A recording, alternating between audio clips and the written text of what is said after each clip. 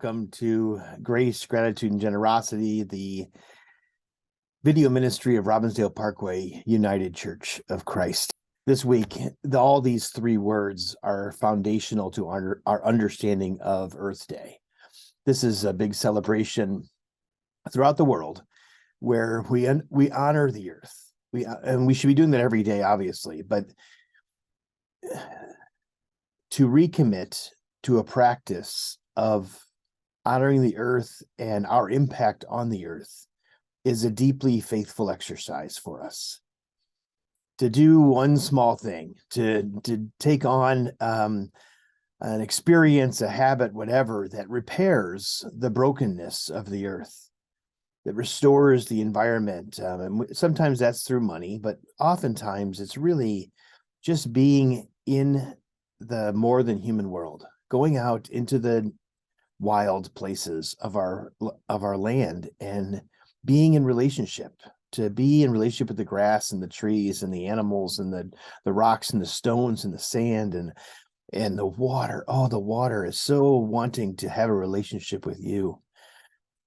So it just takes intention to engage in that practice. One of my first Earth Day memories was when I was a young person, and I was invited to be part of a protest in Pennsylvania with some activists through the Fellowship of Reconciliation. And we went to a beautiful forest. We walked through the woods. It was just an amazing time together. I was learning so much from these amazing activists. And we ended up at this clearing, and it was so unnatural. And basically, the natural gas companies had engaged in fracking in that area and had leveled a mountaintop, just cut off the top of the mountain to release natural gas for profit. And the environment around it was trying so hard to repair itself, but the feeling in the place was like, how could we as human beings devastate a piece of land so much for the purpose of capitalism, making money? There's other natural gas deposits, other places. We don't have to do what we did to that environment. And people's homes would still be heated, and people would still have gas coming through their stoves to cook their dinners. But what fracking has done, and how it has the chemicals and the water that is used in pushing those natural gas deposits to the surface, has poisoned rivers and food sources and mostly indigenous and poor people.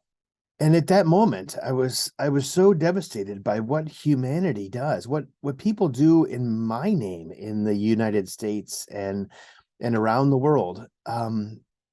Just brought to me kind of a fire. It lit a passion in me to kind of find a place to repair the earth, to have a relationship with the earth. Because I think if companies or individuals had a love for the earth, they would never devastate it in such a way. The idea of taking away the resources from all the different animals and plants and fungus and everything else that grows was just devastating. And it was just a deep pain in the environment. It was a deep pain on that mountain. And so we are called as faithful people to not destroy, but to heal. We aren't called to break off relationships, but to build relationships. We're not called to find offense at people. We're called to forgive and love them. We're not called to judgment. We're called to open our hearts and embrace the possibility. On this Earth Day coming up and all the days surrounding it, find that possibility. Find a flower, find a squirrel, find something that you can relate to in this beautiful world out there. And find a new relationship. Repair a relationship in your life with the earth or with someone you love. Do the faithful thing that Earth Day calls us to do, because the earth always mirrors our experience with the divine. It shows us who God is. When we are in relationship with the creation, with the earth, it will grow our hearts, grow our spirits, and we will find healing for the pain within ourselves. The stories of trauma that we carry are the stories of trauma that are out there in the world. So let us find that compassion for the earth and for all people. And then we can experience what the founders of Earth Day first imagined, that we could all be together as one body in relationship, singing praises to the earth and the sky, the sun and the moon, the rivers, the trees, and all that lives and breathes in this world. May it be so.